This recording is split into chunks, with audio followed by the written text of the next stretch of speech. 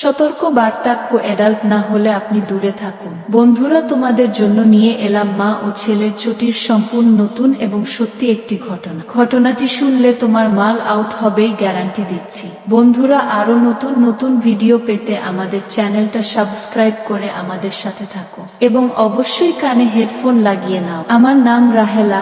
আমার স্বামী দ্বিতীয় বিয়ে করে ওই স্ত্রী নিয়ে আলাদা থাকে। আমার ছেলে নাহিদ, আমার ছোট একটি মেয়ে আছে নাম মিতু, এবং আমার বৃদ্ধ মাকে নিয়ে আমরা ছোট পরিবার। নাহিদের বাবা চলে যাওয়ার পর থেকে আমরা আলাদা থাকি।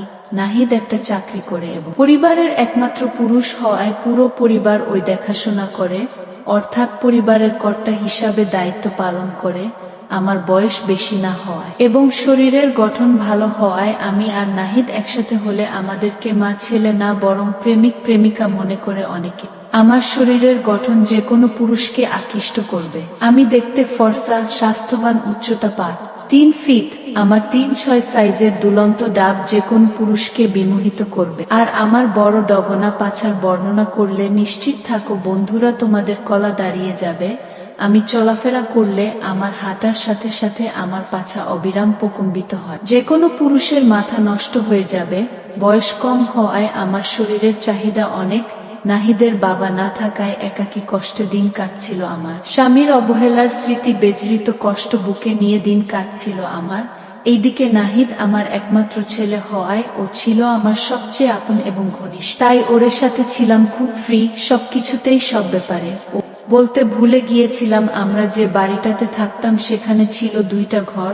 একটাতে নাহিদ একা থাকতো আর আমি, আমার মা এবং আমার মেয়ে থাকতাম একটা ঘরে। একদিন নাহিদ দুপুরে অফিস থেকে একটু তাড়াতাড়ি চলে আসে এবং বাসায় এসে খাবার খেয়ে তার ঘরে শুয়েছিল। হঠাৎ তার ঘরে একটা জিনিস আনার জন্য যাই। ঘরে প্রবেশ করে আমি আমার প্রয়োজনীয় জিনিস খুঁজে না পাওয়ায় তাকে ডাকতে তার কাছে যাই। যেয়ে দেখি ওর বাড়াটা বড় এবং শক্ত হয়ে লুঙ্গির নিচে ওঠা নামা করছে। উপর থেকে দেখেই বোঝা যাচ্ছিল ওর বাড়াটা বেশ মোটা ও শক্ত। দেখে আমার ভিতরে একটু লোভ লাগলেও আমি নিজেকে সংযত করি, এই ভেবে যে আমি তার মা। পরে আমি তাকে না ডেকে তার ঘরে থেকে চলে আসি। কিন্তু আমি তার এই মোটা ও শক্ত বাড়ার কথা ভুলতেই পারছিলাম না। রাতে সবাই একসাথে খেতে বসলাম, তখন নাহিদের দিকে তাকাতেই দেখি তাকে পুরো তার বাবার মতো দেখতে লাগছে। যদিও তাকে প্রতিদিনই দেখি, কিন্তু আজকে সে এমন ভাবে চুল দাড়ি কেটেছে যে দাড়িবিহীন গোফে তাকে তার বাবার মতো লাগছিল। মনে আমার কুচিন্তা জাগলেও কোনো রকমে তাকে নিজেকে সামলে নিয়ে তার চোখের দিকে তাকাতেই দেখি সে আমার বড় বড় 2টা ডাবের দিকে তাকিয়ে মুচকি মুচকি হাসছে।